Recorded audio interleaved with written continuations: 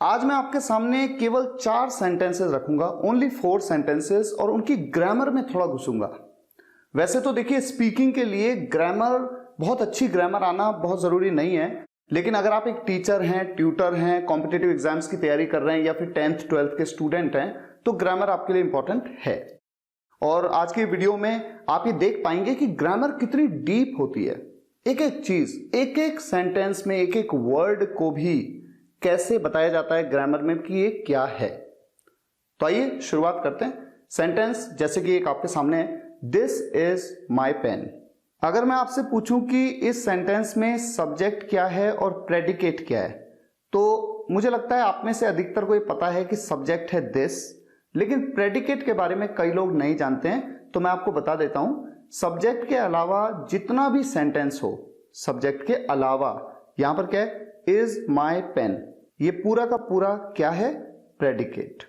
अगर मैं बात करूं दूसरे तरीके से कि सब्जेक्ट क्या है, वर्ब क्या है और ऑब्जेक्टिव पार्ट क्या है, तो यहां पर सब्जेक्ट है दिस, वर्ब है इज, और ऑब्जेक्टिव पार्ट में आ रहा है माई पेन।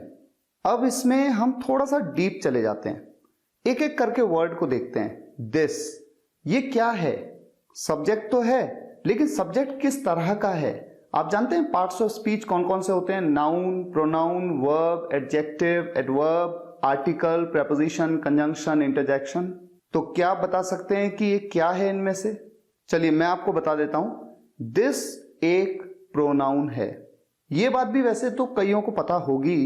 अब अगर मैं आपसे पूछूं कि प्रोनाउन तो ये है, लेकिन किस कैटेगरी का प्रोनाउन है, तो क्या आप बता सकते हैं?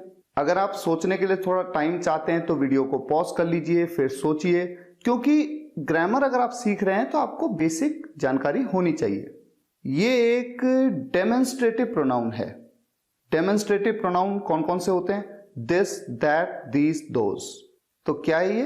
एक डेमोन्स्ट्रेटिव प्रोनाउन। अब आ जाते हैं इज पे। इज क्या है? क्या ये हेल्पिंग वर्ब है? बिल्कुल नहीं, ये हेल्पिंग वर्ब नहीं है।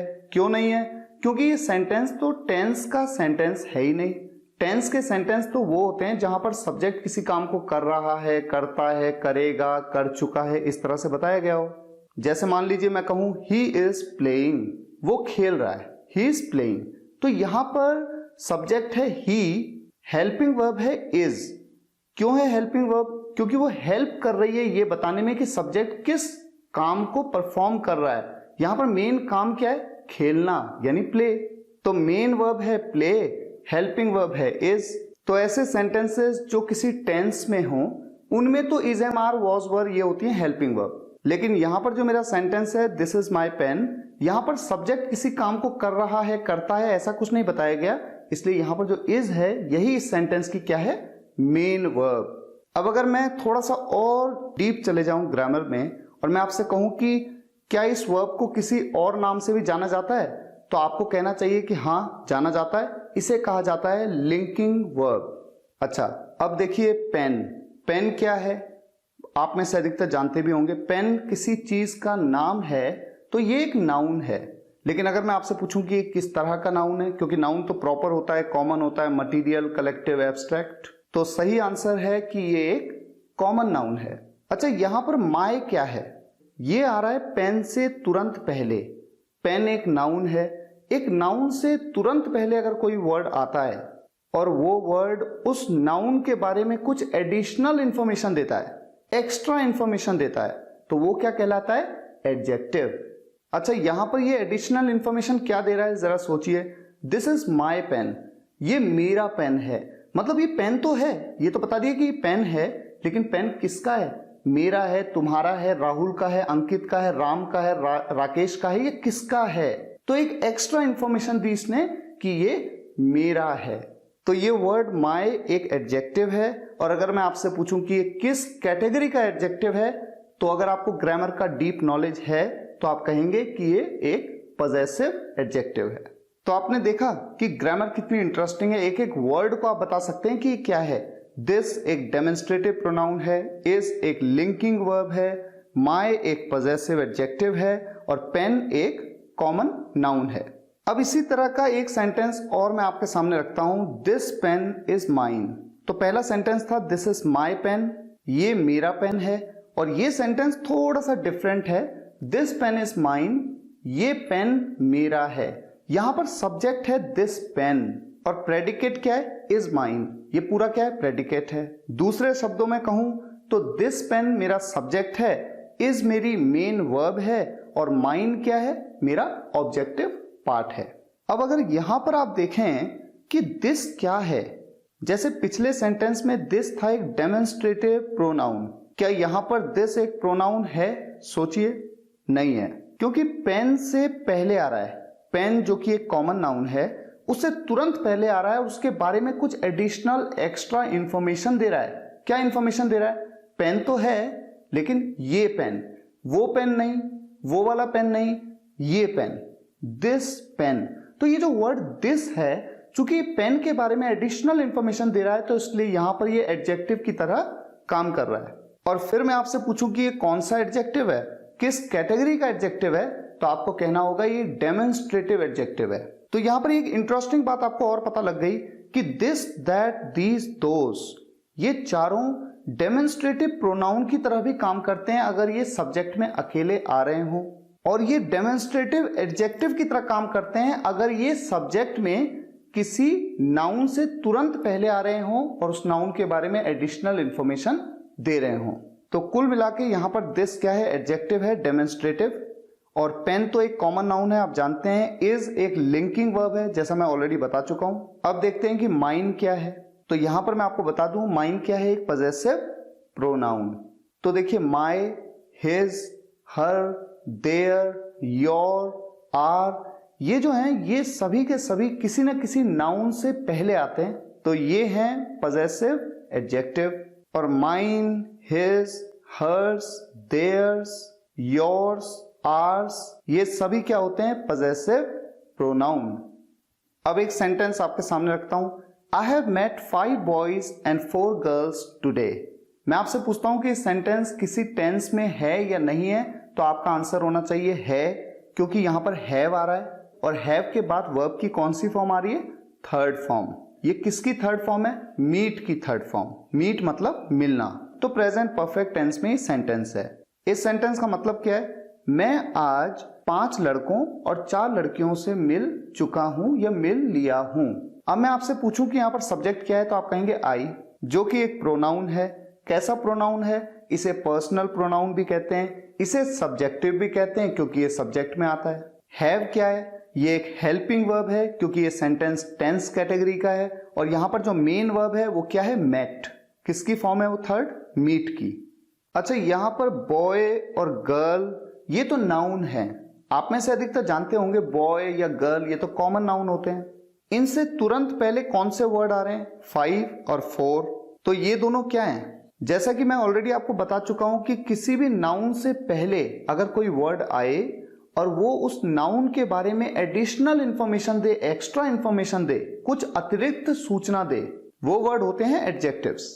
आप देख सकते हैं, जब मैं कहता हूं बॉयज, तो मैंने कहा 5 बॉयज, तो जब 5 कहा तो आपको क्लियर हो गया कि लड़के तो हैं, लड़कों से तो मैं मिला, लेकिन कितने लड़कों से मिला, आपको उनकी क्वांटिटी क्लियर हो गई। तो ये 5 और 4 क्या है, एडजेक्टिव्स हैं। इनको इंग्लिश ग्रामर में डिटर्मिनर्स भी कहते हैं। और डिटर्मिनर्स कितने तरह के होते हैं, आर्टिकल, डेमोन्स्ट्रेटिव, पजेसिव और क्वांटिफायर। ये बात मैंने आपको डिटर्मिनर्स के वीडियो में बताई है। और अगर मैं आपसे पूछूं कि ये किस कैटेगरी के डिटर्मिनर्स हैं, 5 और 4, तो सही आंसर होगा क्वांटिफायर, क्योंकि क्वांटिफायर वो डिटर्मिनर्स होते हैं या वो एडजेक्टिव होते हैं जो किसी भी नाउन की क्वांटिटी बताते हैं। क्वांटिटी बताते हैं जैसे कि 1, 2, 3, 4, 5, 6, 10, 100, 1000। अच्छा, यहां पर एंड क्या है, एंड एक कंजंक्शन है। कंजंक्शन क्या होते हैं, जो दो वर्ड्स को, ये दो सेंटेंसेस को जोड़ देते हैं। यहां पर 5 बॉयज एंड 4 गर्ल्स, इन दोनों को जोड़ा है इसने, एंड ने, तो ये कंजंक्शन है। फिर मैं अगर आपसे पूछूं कि टुडे क्या है, तो अगर आप वीडियो को पॉज करके ध्यान से सोचेंगे और अगर आपको ग्रामर का नॉलेज है तो मैं आपको बता दूं कि टुडे एक एडवर्ब है। अच्छा, ऐसा क्यों, आप कुछ सोचिए। जिस तरह से एडजेक्टिव किसी नाउन के बारे में एडिशनल इंफॉर्मेशन देता है, उसी तरह से एडवर्ब किसके बारे में एडिशनल इंफॉर्मेशन देता है, किसी वर्ब के बारे में या किसी एडजेक्टिव के बारे में या किसी दूसरे एडवर्ब के बारे में। यहां पर जब मैं कहता हूं टुडे, तो टुडे जो है वो मेट के बारे में एडिशनल इंफॉर्मेशन दे रहा है। क्या मतलब है, सोचिए जरा, ध्यान से सोचिए। मैं मिल चुका हूं, लेकिन कब मिला हूं? मैं मिला तो हूं, लेकिन कब मिला हूं? आज। तो मिलने का जो ये एक्शन मैंने किया, यानी जो मैंने वर्ब की, जो मैंने काम किया, जो मैंने क्रिया की, वो कब की? आज की। तो टुडे कहने से उस क्रिया के बारे में एक एडिशनल इंफॉर्मेशन पता लगी कि वो क्रिया कब हुई। तो इसलिए टुडे एक एडवर्ब है। लेकिन ऐसा नहीं है कि टुडे हमेशा एक एडवर्ब होता है। अगर मैं आपके सामने सेंटेंस रखूं today is a great day, इस सेंटेंस में तो टुडे मेरा सब्जेक्ट है। और आप में से कितने ये जानते हैं कि जब आपके सामने एक वर्ड का सब्जेक्ट होता है, जैसे यहां पर एक वर्ड का है टुडे, तो वो या तो एक नाउन हो सकता है, प्रोनाउन हो सकता है, जेरेंड हो सकता है, इन्फिनिटिव हो सकता है, इसके अलावा वो कुछ भी नहीं हो सकता है। तो यहां पर अगर आप ध्यान से सोचेंगे तो टुडे क्या है? एक नाउन। अच्छा, इस बात को वेरीफाई करने के लिए अगर आप गूगल में जाएं और आप लिखें टुडे मीनिंग इन हिंदी, अगर आप ये सर्च करें तो टुडे का क्या मतलब आया? आज। अब अगर आप ये देखें कि ये क्या है, तो आपके सामने दिख रहा है कि ये एज एन एडवर्ब भी वर्क करता है और एज अ नाउन भी। तो पहले सेंटेंस में इसने एज एन एडवर्ब वर्क किया और इस सेंटेंस में ये एज अ नाउन है। अब मैं आपके सामने एक सेंटेंस रखता हूं होमवर्क के लिए और एक क्वेश्चन आपसे पूछता हूं जिसका आंसर आपको इस वीडियो के कमेंट्स में जरूर देना है। तो सेंटेंस है, I have a friend, he is black. मेरा एक दोस्त है, वो ब्लैक है, यानी काला है। जब मैंने कहा ही, ये क्या है? प्रोनाउन है, क्योंकि ये किसके बारे में बात कर रहा है? फ्रेंड के बारे में। अब अगर मैं आपसे कह दूं कि एक फ्रेंड नहीं, मेरे 10 फ्रेंड्स हैं, I have 10 friends, they all are black. जब किसी एक की बात हो, लड़का हो तो ही, लड़की हो तो शी, एक से ज्यादा होंगे तो क्या कहेंगे? दे। लेकिन अगर मैं आपके सामने एक सेंटेंस रखूं, I have a chair that is black, मेरे पास एक चेयर है, वो काली है, यानी काले रंग की है। तो यहां पर मैंने दैट प्रोनाउन का यूज किसके लिए किया? चेयर के लिए, एक चेयर के लिए। लेकिन अगर मैं कह दूं आई हैव 10 चेयर्स, मेरे पास 10 चेयर्स हैं, वो सभी काली हैं, तो क्या मैं कह सकता हूं दे ऑल आर ब्लैक?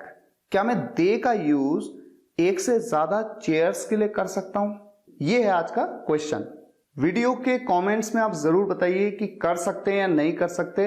आप लिखिए यस वी कैन या फिर आप लिखिए नो वी कांट। मैं देखना चाहता हूं कि आप में से कितने लोग इस बात को जानते हैं। मुझे उम्मीद है आज के इस वीडियो से आपको कुछ नया सीखने को जरूर मिला है। अगर आपको ये वीडियो पसंद आया हो तो लाइक और शेयर जरूर करिएगा और कमेंट्स में बताइएगा कैसा लगा। Thank you so much for watching this video guys. फिर मुलाकात होगी नेक्स्ट वीडियो लेक्चर में। Take care, good bye.